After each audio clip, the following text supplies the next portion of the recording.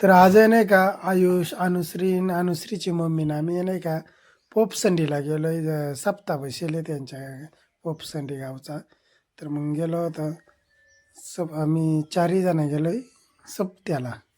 तर आता इकडे नाही का हरिपाठाची तयारी चालू आहे आणि हरिपाठ झाले मग जेवण जेवण राहील.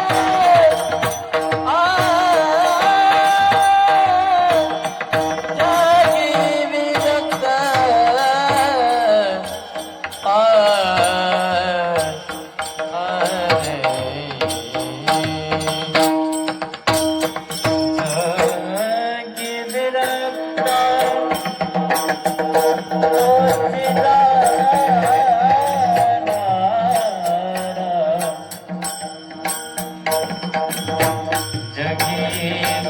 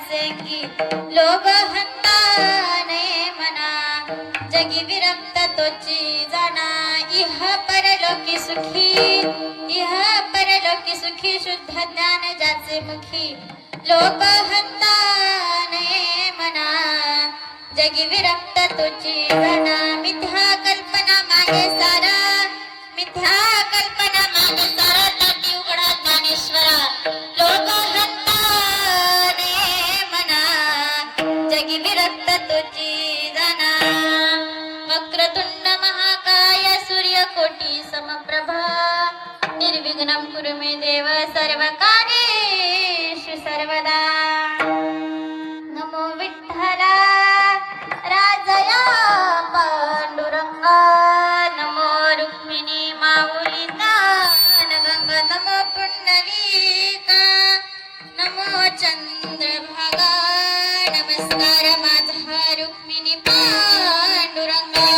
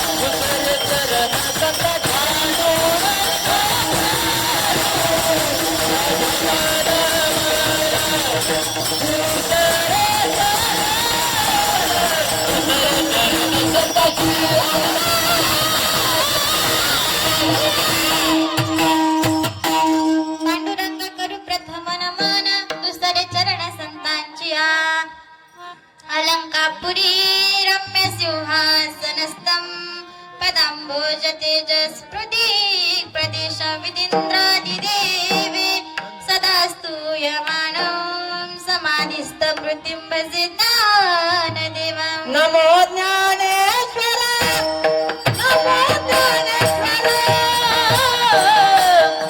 नमो ज्ञानेश्वर नमो ज्ञानेश्वर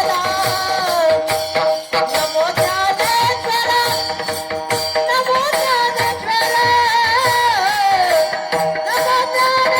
ज्ञानेश्वर नमो ज्ञानेश्वर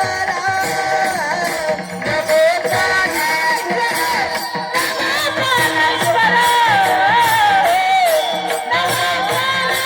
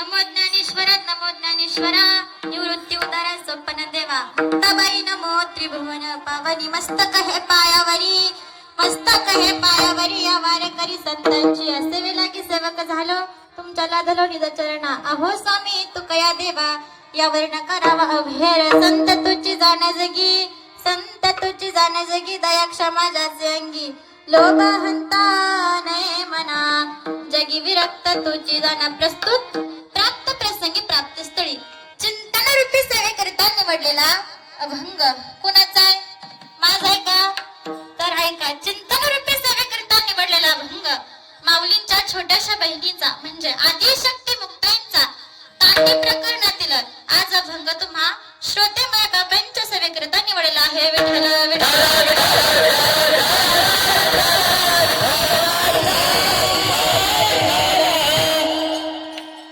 चिंतनाला सुरुवात करण्या अगोदर अल्पसा परिहार द्यायचा तो म्हणजे असा आज फोपसंडी या गावामध्ये चालू असलेला हरिनाम सप्ताह आणि या सप्ताहामध्ये दुसऱ्या दिवसाची कीर्तन रूपी सेवा माझ्यासारख्या बालपापराकडे आलेली मी माझे परम भाग्य समजते ज्यांच्यामुळे मला ही सेवा वाटायला आली असे असणारे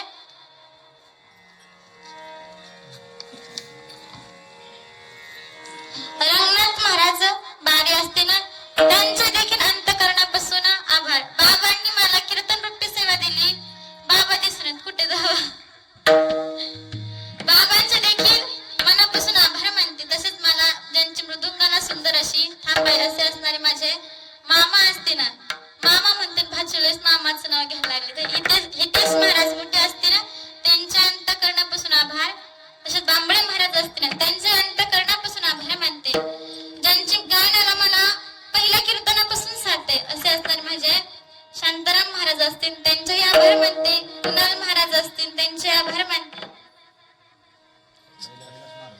कैलास महाराज असतील त्यांचे देखील आभार मानते सगळ्यांची नावं घेत बसले अख्खं कीर्तन इथंच संपन का नाही दमाग फिरून बघा किती लोक घ्यायची का सगळ्यांची नावं घ्यायची लोक म्हणते महाराज काय म्हणावं घेईना पुढच्या वेळेस मला लिहून द्या योग आला तर सगळ्यांची नावं घेऊ आपण तसेच सर्वच नाव मी इतकी छोटे की तुमची नावं सुद्धा घ्यायची माझी तेवढी पात्रता नाहीये तरी कीर्तनाला सर्वच गुणजन मंडळी उपस्थित आहेत पेटी वादक बाबा असतील बाबांचे अंतकरणापासून आभार विनेकरी आई असतील त्यांचे अंतकरणापासून आभार दोन विने चोपदार बाबा असतील त्यांचे अंतकरणापासून आभार आणि माझ्या गावावरून आलेल्या गांजविरीच्या मुली असतील त्यांचे देखील अंतकरणापासून आभार माझे काका म्हणजे माझे गुरुवर्य गोंदके महाराज त्यांच्या संस्थेतली मुलं आहेत.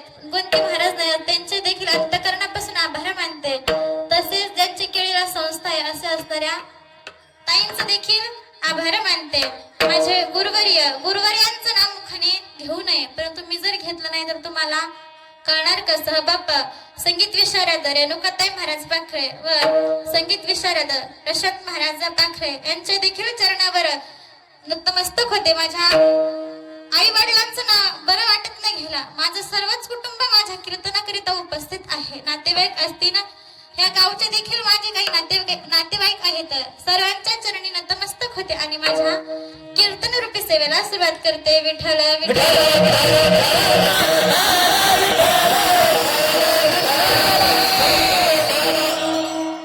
ऐकणार राहिलं ज्यांनी माझा छोटासा आवाज तुमच्यापर्यंत पोहोचवला असे ज्यांची सुंदर अशी माईक सिस्टीम आहे त्यांचे देखील अंतःकरणापासून आभार मानते आणि माझ्या कीर्तन रूपी सेवेला सुरुवात करते.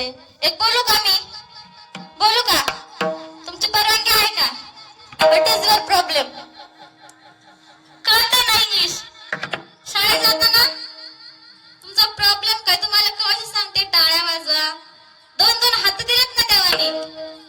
सगळ्यांना आहेत का?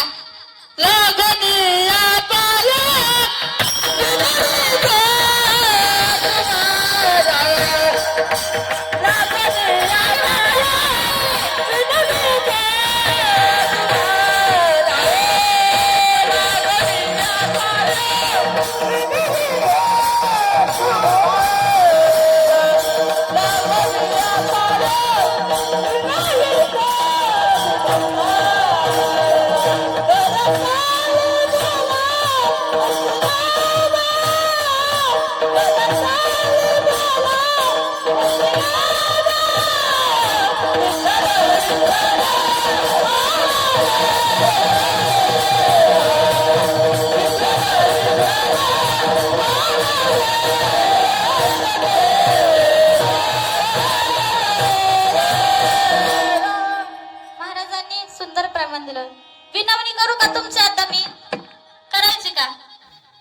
कीर्तन संपेपर्यंत विनवणीच करू प्रत्येकाची एकेकाची, ते पण नाव घेऊन. करायची का? सांगते संस्कृतीनुसार सांगू का? सांगूच का? ज्यांनी घेतले त्यांनी नाही. आपका पल्लू उठाय आपके सर पे. घ्यायचं का नाही पदर डोक्यावर? घ्यायचं का नाही?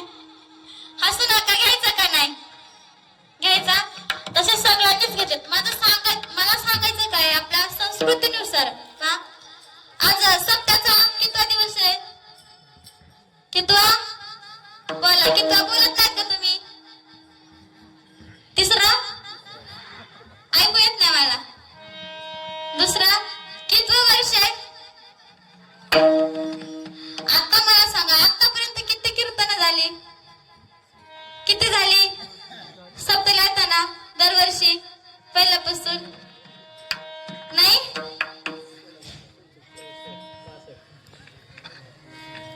तसे जर धरले तर शाळेत कोण जातं? शाळेत जातात महाराज?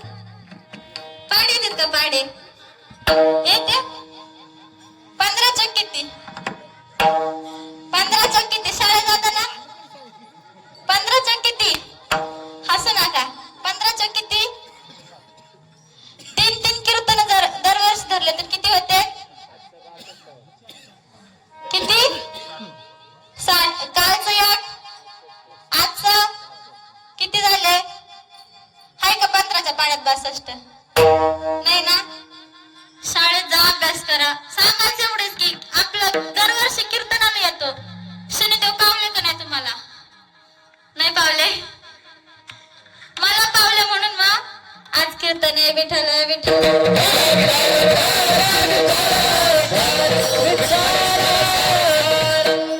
या कार्यक्रमाचं प्रत्येक अंग कसं आहे? लावण्यपूर्ण आहे. या कार्यक्रमाचं वर्णन जर मला ज्ञानोबरांच्या भाषेत करायचं म्हटलं तर असं करता येईल की प्रथम वैसा काळी लावण्याची नव्हाळी प्रगटे जैसा गळी अंगनांगी. या संप्रदायामध्ये प्रत्येकाला कीर्तन प्रवचन करण्याचा अधिकार आहे. बरेच लोक म्हणतात की स्त्रियांनी कीर्तन प्रवचन करू नये, परंतु का करू नये? जर स्त्रियांना कीर्तन आणि प्रवचन करण्याचा अधिकार नसता तर तुकाराम महाराज म्हटलेच नसते, या रे लहान थोर याती भरती नारी नर करावा विचार नलगे चिंता कवनासे. या संप्रदायामध्ये प्रत्येकाला कीर्तन आणि प्रवचन करण्याचा सकळाचे येथे आहे अधिकारा. सकळाचे आहे अधिकारा. कलियुगी उदार हरिचरण. कलियुगी उदार हरिचरण.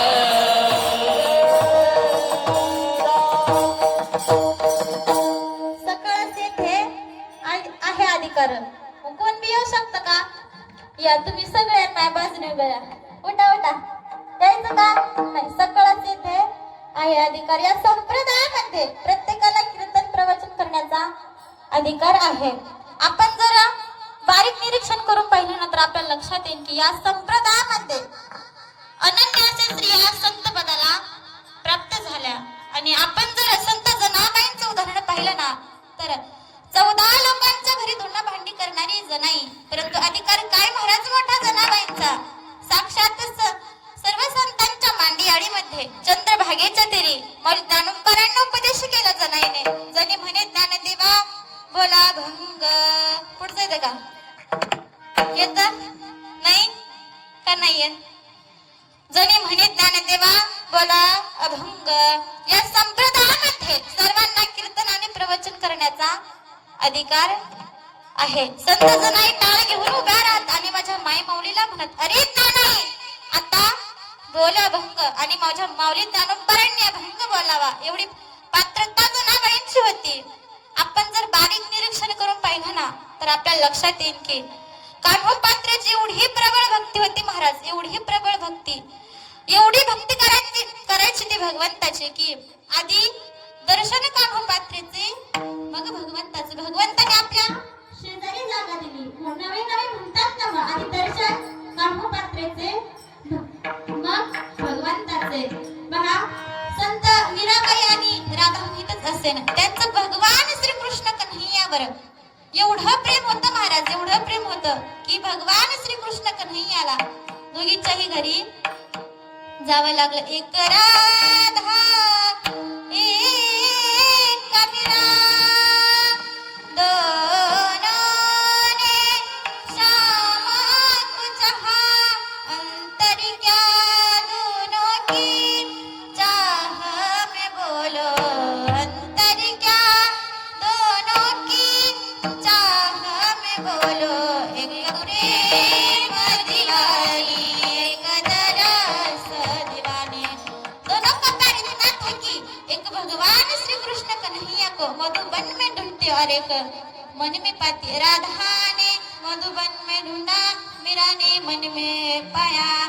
आपण मदाला असणारी पाहिले असते ना, गार्गी माता पाहिले असते ना, कात्यायनी माता पाहिले असते ना, आपल्याला लक्षात येईल की या संप्रदायामध्ये स्त्रियांना अनन्य साधारण महत्व आहे. तुम्हाला माहित असेल की संप्रदायाचा पाया कोणी रचला? संस्कृत शिकताना हो की नाही? शिकताना आळंदीला राहता का? हो की नाही? संप्रदायाचा पाया कोणी रचला? मौली ज्ञानोबरांनी संप्रदायाचा पाया रचला. आणि ज्ञानदेव रचला पाया.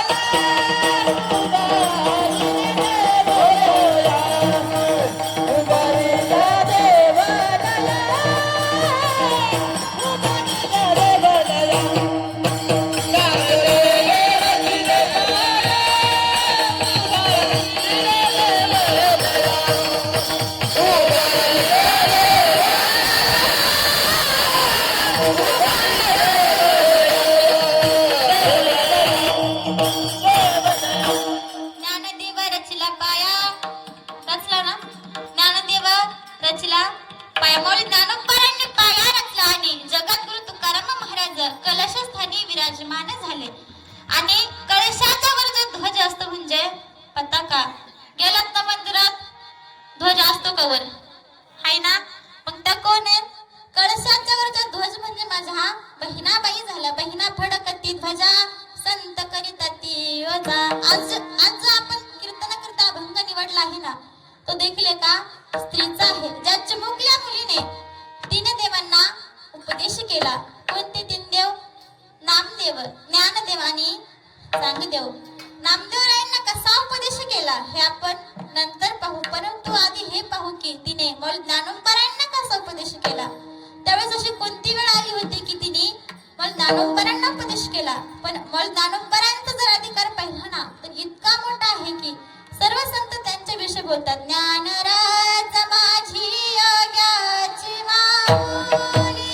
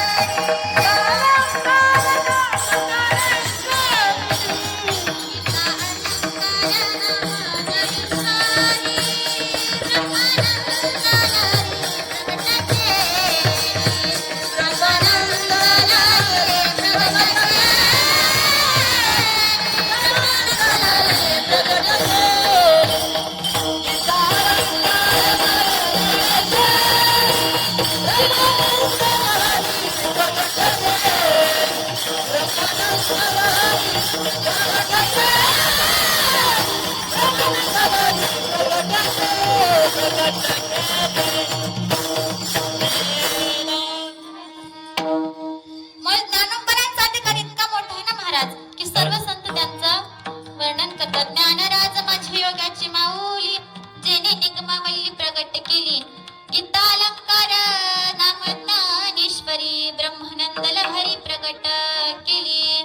ते उपजताच ज्ञानी आहेत, उपजताच ज्ञानी हे वर्म जाणोनी आले लोटांगणी चांग देव. ते साधकाचे मायबाप सुद्धा आहेत, ज्ञानी यांचा सागर आहेत. साधकाचा मायबाप दर्शने हरिताप, सर्वभूती सुखरूप ज्ञानोबा माझा. ज्ञानाचा सागर सखा माझा ज्ञानेश्वर. त्यावेळेस अशी कोणती वेळ आली होती की मुक्ताईने मूळ ज्ञानोबारायांना उपदेश केला. मुक्ताई मूळ ज्ञानोबारायांना म्हणते, एकदा मूळ ज्ञानोबाराय अलंकापुरी नगरीमध्ये भिक्षा मागण्याकरिता गेले होते. भिक्षा मागण्याकरिता एका घरासमोर जाऊन उभे राहिले आणि म्हणाले, माते भिक्षा दे. आतूनच ती स्त्री म्हणते, अरे ज्ञान्या, तू संन्यासाचा मुलगा आहेस ना, तुला भिक्षा वगैरे काहीही मिळणार नाही, चल तू चालता हो. मग ज्ञानोबा आपली मान खाली घालतात आणि पुढच्या घराकडे चालू लागतात. पुढे गेल्यावर पुन्हा म्हणतात, माते भिक्षा दे. आतून ती स्त्री म्हणते, अरे ज्ञान्या, तुला या अलंकापुरी नगरीमध्ये भिक्षा मागण्याचा अधिकार कुणी दिला रे?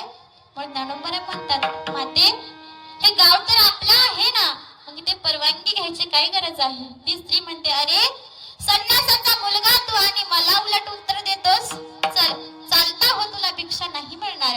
मग ज्ञानोबा पुन्हा पुढच्या घराकडे चालू लागतात. पुढे गेल्यावरती पुन्हा म्हणतात, माते भिक्षा दे.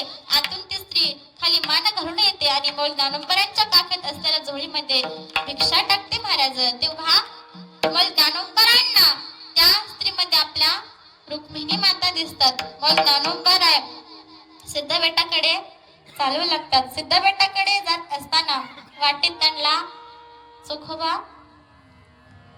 बरोबर ना, विसोबा खेचर भेटले आणि म्हणाले, अरे ज्ञाना, संन्यासाचा मुलगा तू आणि तू अलंकापुरी मध्ये भिक्षा मागतोस, चल. मग विसोबा खेचर ज्ञानोबांच्या काखेत असलेली जोडी हिसकावून घेतात आणि मग ज्ञानोबांना ढकलून ते निघून जातात. मग ज्ञानोबा आकाशाकडे पाहतात आणि म्हणतात, अरे देवा, का आमचा इतका छळ करतोस? आमची काय चुकी आहे? आमच्या आई वडिलांची चुकी होती, परंतु त्यांनी त्यांची चुकी कबूल सुद्धा केली आणि इंद्रायणी मध्ये देह प्रायश्चित्त सुद्धा केला आमची का परीक्षा बघतोस देवा. मग ज्ञानोबा सिद्धबेटाकडे चालू लागतात आणि सिद्धबेटाकडे जात असताना मग ज्ञानोबा विचार करतात आपल्या मुक्ताईला पाणी तरी द्यावं. आणि माऊली ज्ञानोबा आपली ओंजळ इंद्रायणीमध्ये बुडवतात आणि ओंजळ बुडवून वरती काढली की तिकडून एक ब्राह्मणाचा मुलगा येतो आणि तो माऊली ज्ञानोबा म्हणतो अरे अरे ज्ञाना, संन्यासाचा मुलगा तो आणि इंद्रायणीमधून पाणी पितो. मग ज्ञानोबरांच्या डोळ्यामध्ये पाणी आलं महाराज. मग ज्ञानोबा आपली मान खाली घालतात आणि सिद्धबेटाकडे चालू लागले. चालत असताना मुक्ताई लांबूनच आपल्या ज्ञानदादाची वाट पाहत होती. मग ज्ञानोबा गेले. ती माऊली ज्ञानोबरांची वाट पाहत होती की माझ्या हा दादाने मला काहीतरी खाण्यासाठी आणलं असेल. परंतु माऊली ज्ञानोबा जवळ गेल्यावरती मग ज्ञानोबरांचं अंग तापेने थरथर कापत होतं आणि मग ज्ञानोबरांच्या डोळ्यामध्ये पाणी होतं. मुक्ताई म्हणते अरे ज्ञानदादा, हा मी तुझ्यासाठी पाणी आणते.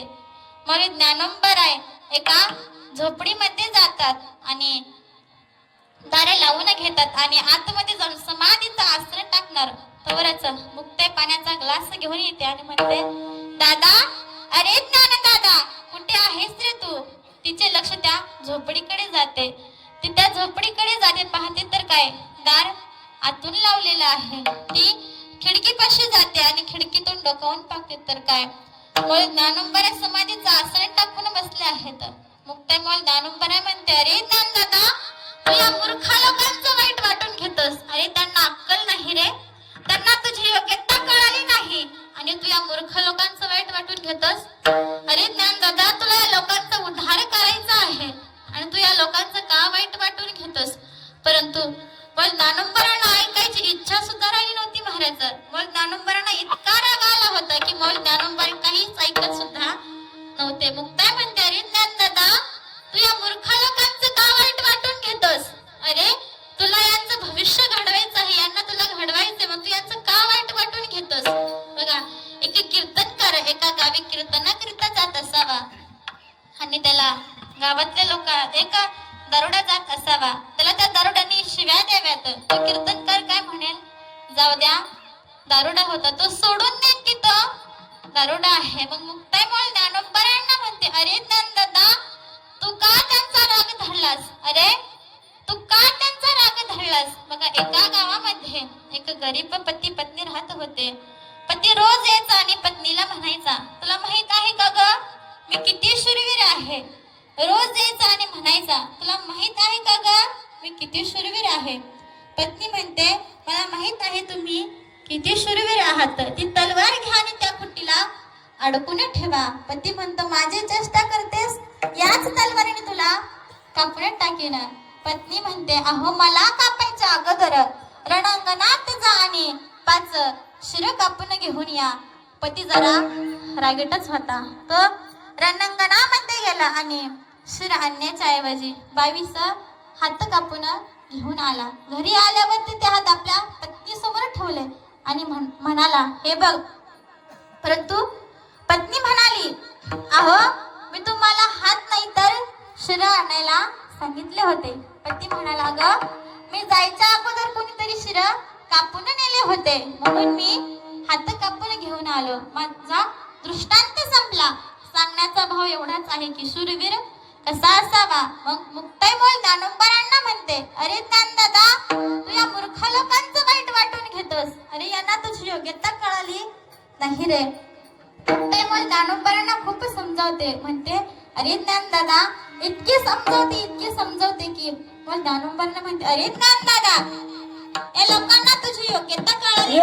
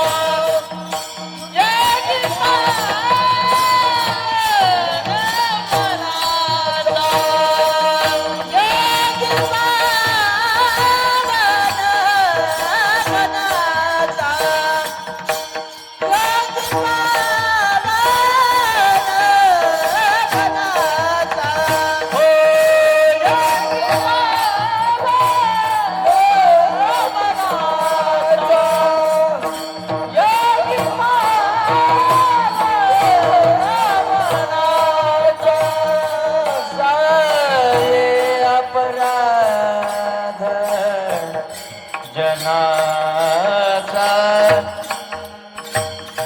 साहे अपराध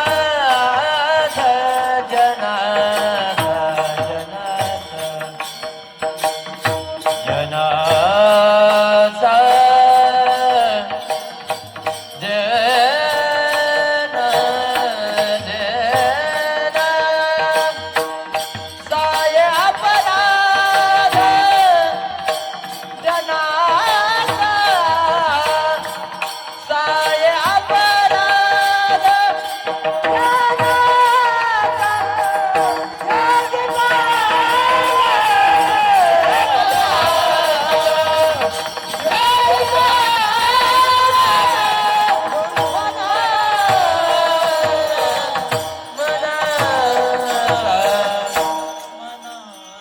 योगी पावन मनाचा साहे अपराध जनाचा.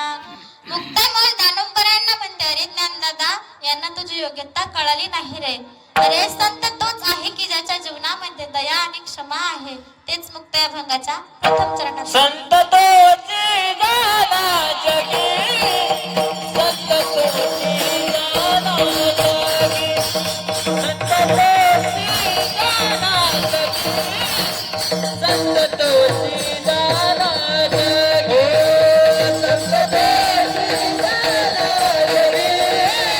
संत तोची गाना जगी संत तोची गाना जगी संत तोची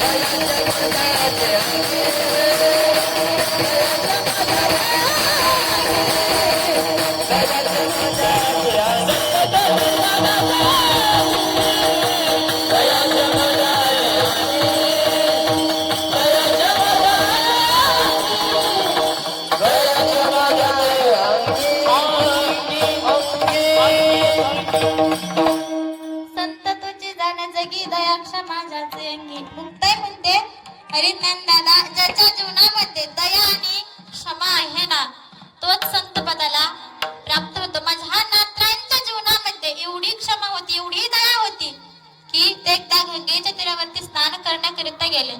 ते स्नान करून परत येत असताना त्यांना एक डुकराचं पिल्लू दिसलं. ते पाण्यासाठी व्याकुळ झालं होतं. त्यांनी त्या डुकराच्या पिल्लाला उचलला आणि आपल्या घरी घेऊन आले. नात्रांची बायका पुढे नात्रांना ओरडली.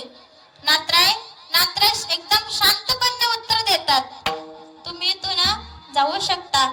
नात्रांची बायका पुढे त्यांना सोडून गेली. परंतु नात्रांनी स्वतः त्या डुकराच्या पिल्लाला स्वच्छ धुतले व पाणी पाजले. जीवनामध्ये दया आणि क्षमा फार महत्वाची आहे. एक संत महात्मे गंगेच्या तीरावरती स्नान करण्याकरिता गेले. त्यांना तिथे एक विंचवाचं पिल्लू पाण्यात पडलेले दिसलं. त्यांनी ते विंचवाचं पिल्लू आपल्या हातावरती उचलून घेतलं. ते विंचवाच्या पिल्लाने त्यांना दंश केला, म्हणजे चावला.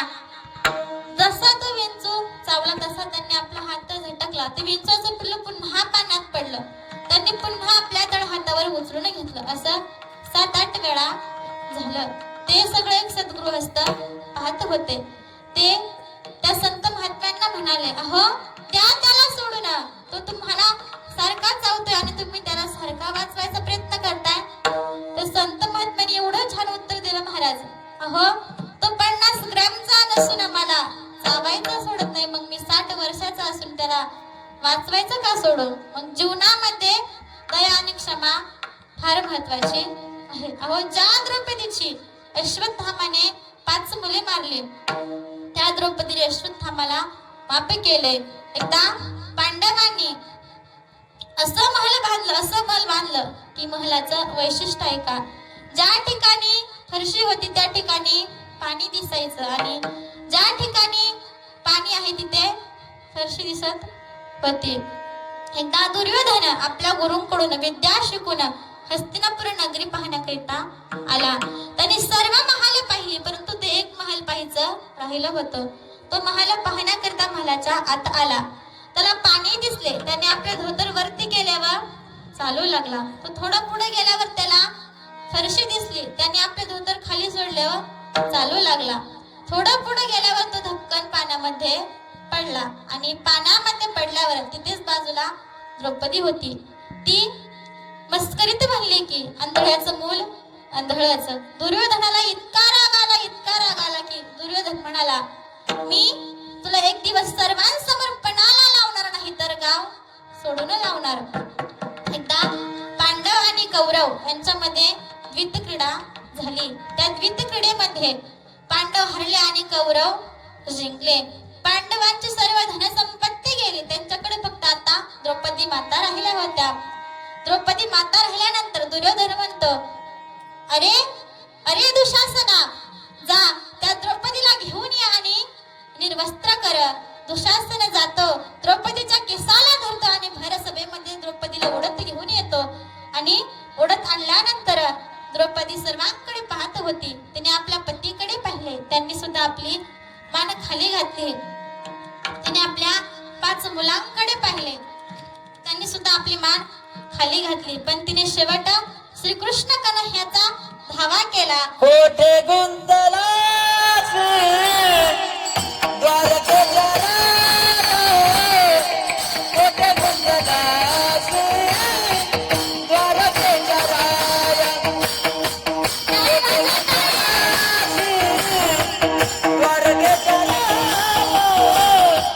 कोठे गुंतला द्वारकेच्या राया.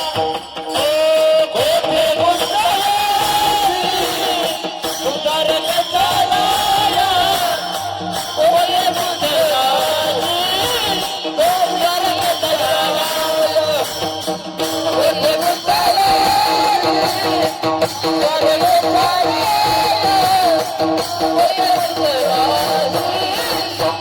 द्वारकेच्या राया. कोठे गुंतला द्वारकेच्या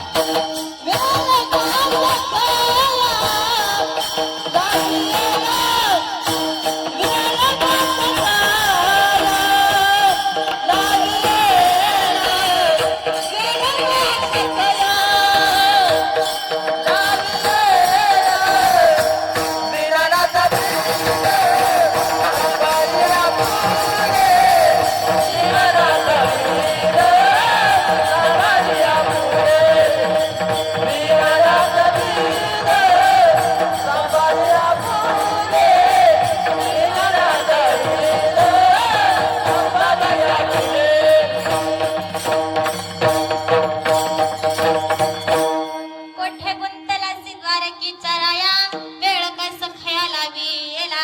तेव्हा भगवान श्रीकृष्ण कन्हैया येतात आणि द्रौपदीची रक्षा करतात.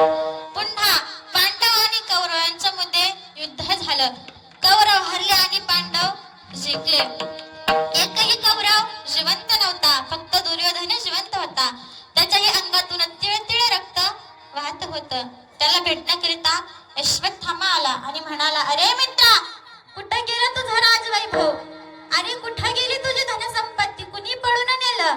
तेव्हा दुर्योधन म्हणाला, मित्रा, मला एक वचन दे की तू एका तरी पांडवाला मारून माझ्या समोर ऐंशीला अश्वत्थामा वचन देतो आणि पुढे चालतो.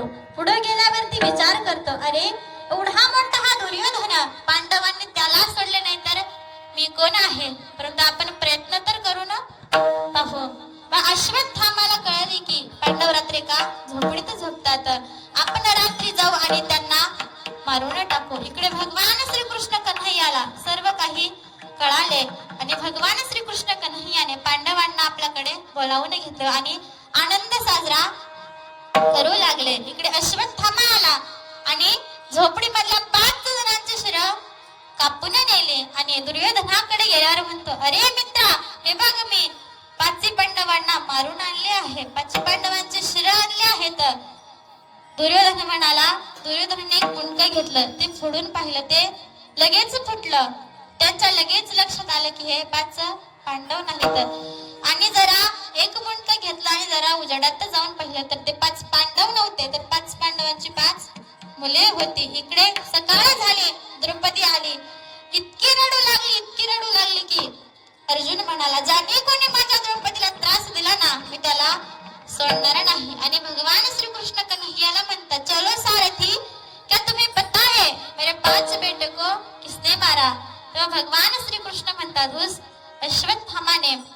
अर्जुन आणि भगवान श्रीकृष्ण अश्वत्थामाचा पाठलाग करतात. पाठलाग केल्यावर त्याला पकडतात आणि द्रौपदीकडे घेऊन येतात आणि म्हणतात, अगं द्रौपदी, सांग याला कशा मारू, कशी शिक्षा देऊ याला. द्रौपदी म्हणते, स्वामी द्या सोडून त्याला. अर्जुन म्हणाला, अगं याने तुझी 5 मुले मारली आहेत आणि तू म्हणते गेला सोडून दे. तेव्हा द्रौपदी म्हणते, हो त्याला देखील आई आहे, त्याची देखील आई खूप रडेन, त्याच्या आईला किती दुःख होईन, द्या त्याला सोडून. तेव्हा अर्जुन त्याला सोडून देतो. पहा, जीवनामध्ये एवढी दया आणि क्षमा महत्वाची आहे ना, की कितीही मोठं काहीही झालं तरी त्याला माफ करता आलं पाहिजे. हेच अभंगाच्या 2ऱ्या चरणाचं. लाभ अहंकार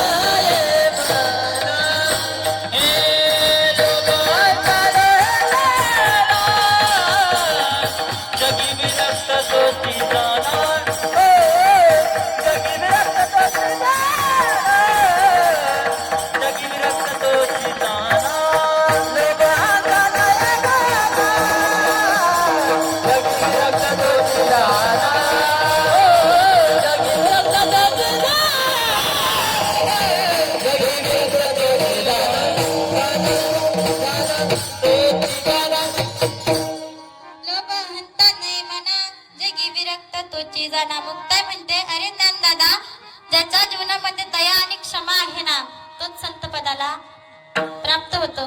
कंटाळा आला काय? आला? किती वाजले? घरी जायचं का? जेवण करायचं का परत एकदा?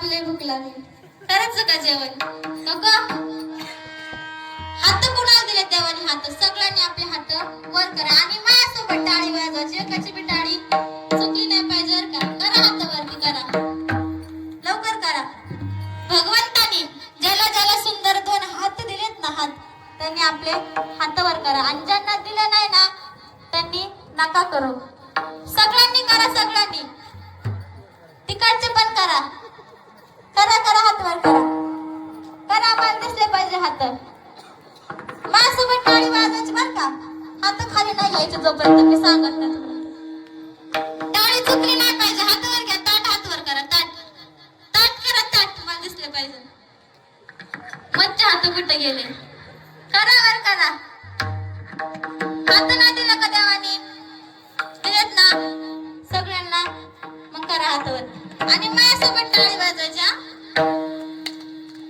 मी वाजवली का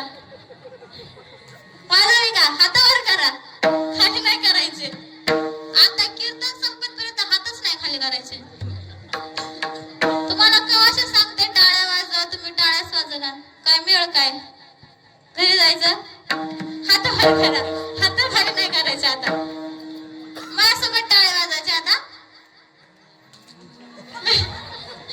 मी वाजवली का विठोबा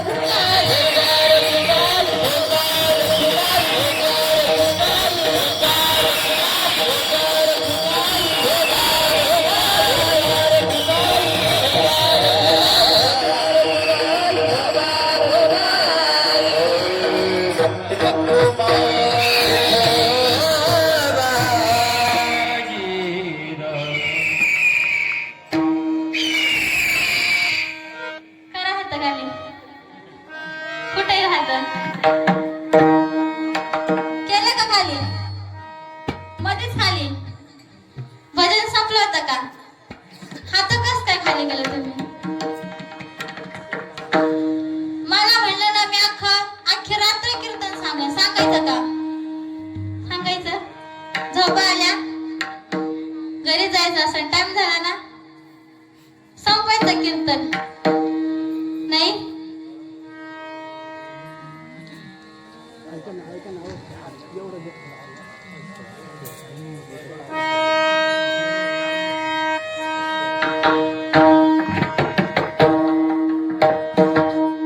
विठ्ठल विठ्ठल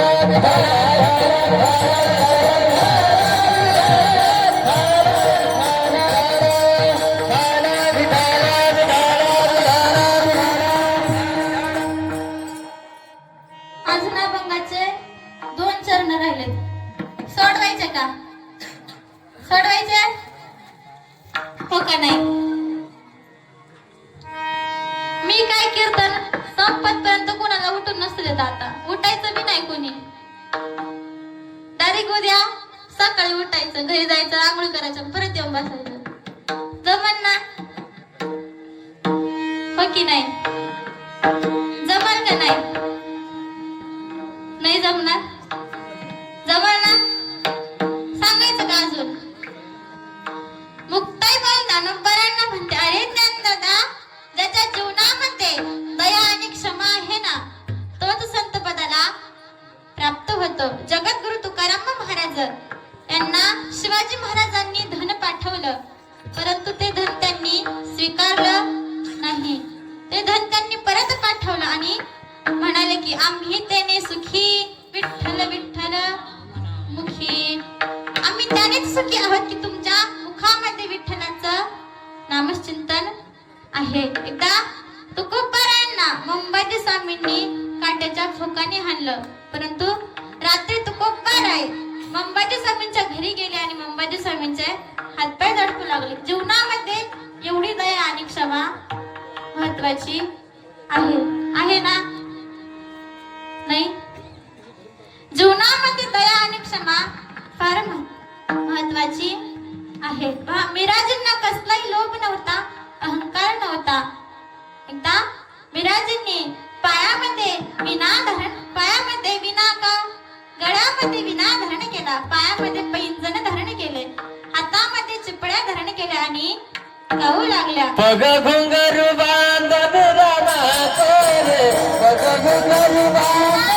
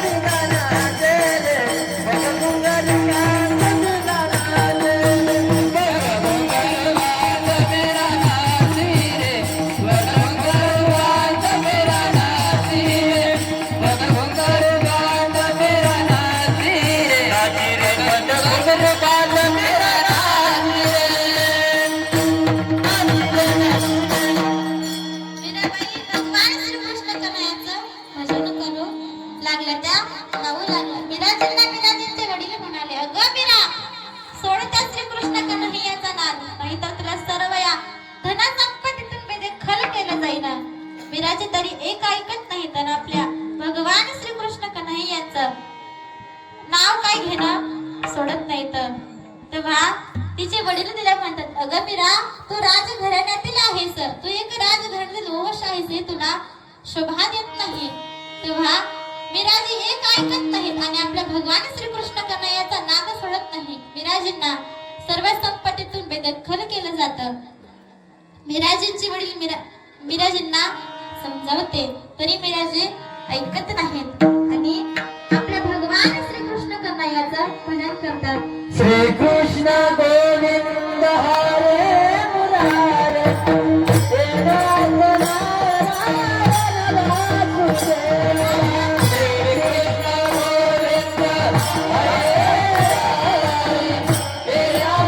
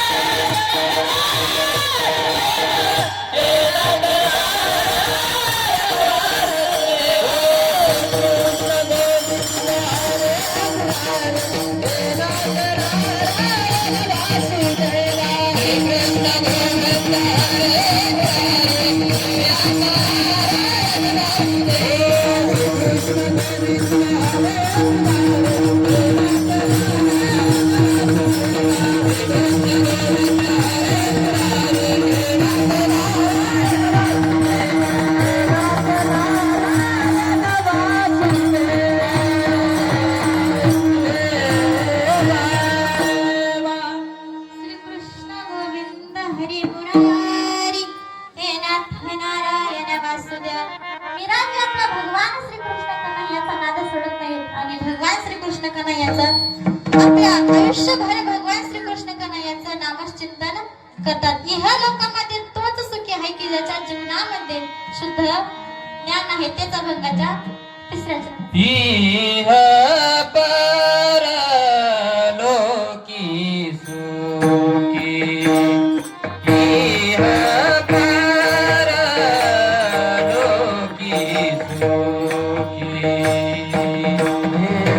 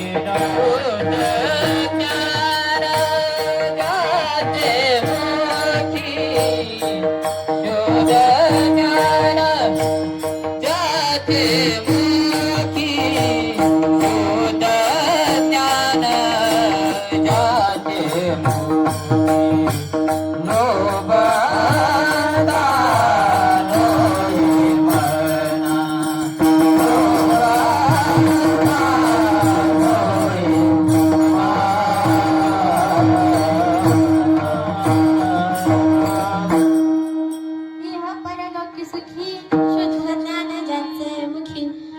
एक चरण राहिले आता. कधी योग आला ना ते मी नक्की सोडवायचा प्रयत्न करेन. तरी मला कीर्तनाला ज्यांनी सुंदर अशी साथ दिली तसे गायनाचार्य महाराज असतील. आता उशीर झालाय, नावं काय कुणाची घेत बसत नाहीत. ज्यांची मृदुंगाला सुंदर अशी साथ आहे महाराजांचे आभार. गायनाला साथ करणारे त्यांचे देखील आभार. पेटीवादक बाबा असतील त्यांचे देखील आभार. विनेकरी ताई असतील, दोन चौदार बाबा असतील, माझ्या गावातील मुली असतील, माझ्या काकाच्या संस्थेतील मुलं असतील, ज्यांनी माझा छोटासा आवाज तुमच्यापर्यंत पोहोचवला असे माईक सिस्टीम असतील. सर्वांचे एकदा आभार मानते. आणि खरं आभार मानायचं म्हणलं पुन्हा सांगू का, तुमचं तुम्ही एकदम शांतपणे बसून कीर्तन ऐकलं आणि आपल्या डोक्यावरचा पदर खाली येऊन दिला नाही. पहा, माझ्या गुरुवर्यांचे शिक्षण आहे की माझ्या आई वडिलांचं शिकवण आहे की जोपर्यंत जिवंत आहे ना तोपर्यंत डोक्यावरचा पदर खाली गेला नाही पाहिजे. एक वेळ शाळेतलं कमी शिका पण आपल्या संस्कृतीतलं जास्त शिका. पहा, काय झालं माहिती का, आपल्याला आपल्या आई वडिलांनी शिकायला टाकलंय ना, आपण तिथे आरामात बसलेलो असतो. पीओपीच्या खाली पत्रा, मग पीओपी स्लॅब आसन ना, है ना, है का नाही. आपल्या आई वडिलांची किंमत ठेवा. आपल्यासाठी काय करतात ते, रक्ताचं पाणी करतात ना, हाडाचं काढ करतात. आपल्या आई वडिलांची किंमत ठेवा. आपण जर तिथं बसलेलं असतं ना तरी आठवायचं की आपले आई वडील रानामध्ये उन्हामध्ये काम करत आहेत. कुणासाठी, आपल्यासाठीच करतात ना. तेवढंच लक्षात ठेवायचं आणि अभ्यास करायचा. आपला बाप, आपली आई आपल्यासाठी काय करते ना एवढं मात्र चांगलं लक्षात ठेवायचं. एक वेळेस आपला बाप आपल्यासाठी काहीतरी घेणार नाही पण आपल्या लेकरांसाठी काहीतरी घेणार. तेवढी मात्र त्यांची किंमत ठेवायला शिका. आपल्या आई वडिलांनी आपल्यासाठी काय केलं आहे, आपण पूर्ण शिखरावरती जावं यासाठी ते काय करते आणि काय करणार आहेत हे सुद्धा आपल्या डोक्यात बसलं पाहिजे. नाहीतर नुसते ते करतात ना आपण हा करतो मी अभ्यास पाठवा मला पैसे. माझे गुरुवारी नेहमी सांगतात तुमच्या आई वडील काय करतात ना त्याच्याकडे लक्ष द्या. एक वेळेस आम्हाला नाही आठवलं ना कुणाला गुरुवारी यांना आम्हाला नाही आठवलं तरी चालेल पण तुमच्या आई वडिलांना आठवा. ते तुमच्यासाठी काय काय करतात हाडाचं काढ आणि रक्ताचं पाणी करतात.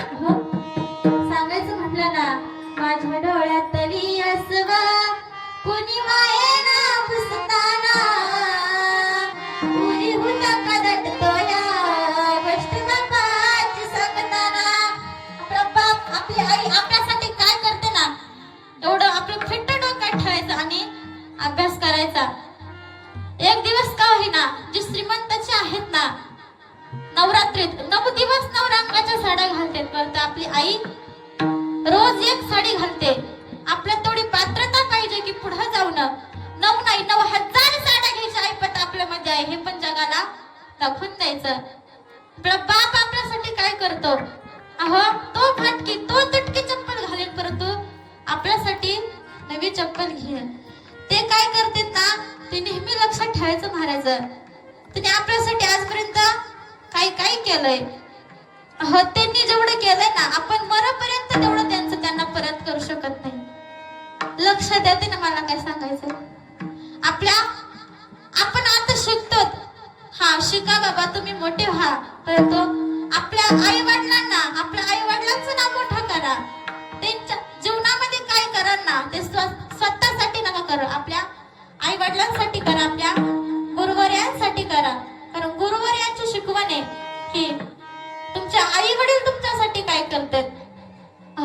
गावामध्ये आपण जर दिवसा शाळेत असतो परंतु रात्री घरी असतो ना त्यांच्या डोक्यात एवढंच आपलं लेकरू शिकते बर का. आपलं लेकरू कीर्तन करणारे बर का. कीर्तनच करा असं नाही काय बी व्हा तुम्ही वकील व्हा डॉक्टर व्हा इंजिनियर व्हा परंतु जीवनात काय केलं ते फक्त आपल्या आई बापासाठी करा. त्यांचे कष्ट आपल्या लक्षात आणायचे. त्यांच्या पायाला किती चटके बसतात आणि तुम्ही नाही शिकले ना सांगूच का नाही शिकले ना तुम्ही सोपा पर्याय पिशवी भरायची आणि बनकर फाट्यावर निघायचं. नाही जर शिकले तर बघा काय करायचंय. घरी राहून पिवपीच्या खाली लक्षात ठेवायचं आपले आई बाबा आपल्यासाठी काय करतात आणि मग पुढचं पाऊल टाकायचं. त्यांनी आपल्यासाठी एवढं केलंय ना महाराज एवढं केलंय आपण त्यांचं कधीच फेडू शकत नाही. तर त्यामुळे लय लक्षात ठेवा आपल्या आई बापाने आपल्यासाठी काय केलंय. आपले गुरुवारी आपल्याला काय सांगतात समजा आपल्या आई वडील जर आपले गुरुवारी असते ना तर लय चांगले महाराज लय सांगते ते वराला वरा असं नाही बर का असं शिकायचं बर का. पोरग एकदा शाळेत गेलं का माझं लेकरू शिकतंय माझं लेकरू माझं मोठं नाव करणार आहे. मोठं नाव करा नाही तर नका करू परंतु काहीतरी शिका. आपल्या आई बापाला 50 लाखाच्या गाडीत हिडवायची आपली ऐपत आई नाही सुद्धा जगाला दाखवून द्यायचं. सांगायचं म्हणलं ना बाप होतो वेडा पिसा एका एका पैशासाठी. आपल्या आई बापांची किंमत करा आयुष्यात. आई बापांची किंमत केली ना आपले गुरुवारी आठवा. माझ्या गुरुवारी नेहमी सांगतात मुलींना असं नाही बर का तुमच्या आई बापांची किंमत करा बर का. एक शब्द चुकला ना इतकं समजून सांगतात महाराज की तुमच्या आई वडील तुमच्यासाठी काय करतात तुम्ही काय केलं पाहिजे आणि त्यांच्यासाठी तुम्ही किती केलं पाहिजे. आपण म्हणलं लांबला फोन हॅलो पप्पा पाठवा 500 रुपये की लगेच एका मिनिटात 500 रुपये येतात. तुम्हाला नाही सांगत माझा स्वतःचा अनुभव आहे. मी म्हणली होती मला एकदा 1000 रुपये पाहिजे होते शाळेत फी पाठवायला.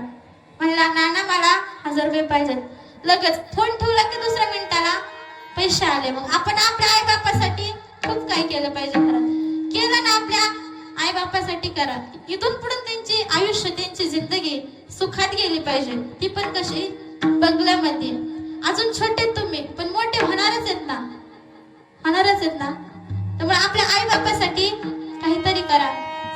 माझी झालेली कीर्तन रूपी सेवा माझ्या गुरुवारांच्या चरणी ज्ञानोबारायांच्या चरणी तुम्ही सर्वच गावकरी मंडळ श्रोते मंडळ माझं सर्वच कुटुंब माझ्या कीर्तनाकरिता उपस्थित आहेत. आता सर्वांचं नाव घेणं एवढं सोपं नाही परंतु जे काही गुरु ते माझ्या गुरुवर्यांचं आहे आणि जे काही चुकीचं आहे ते माझं आहे. तुमचीच मुलगी समजून मला माफ करा आणि झालेली सेवा मग ज्ञानोबरायांच्या चरणी समर्पित करते. आणि तुम्हा सर्वांचंच नाव घ्यायचं तर घेऊ का?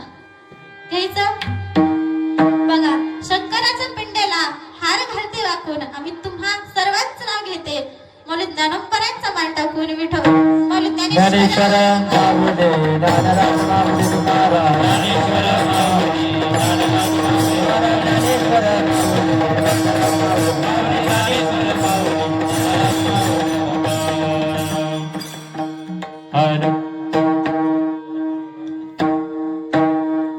मिथ्या कल्पना मागे सा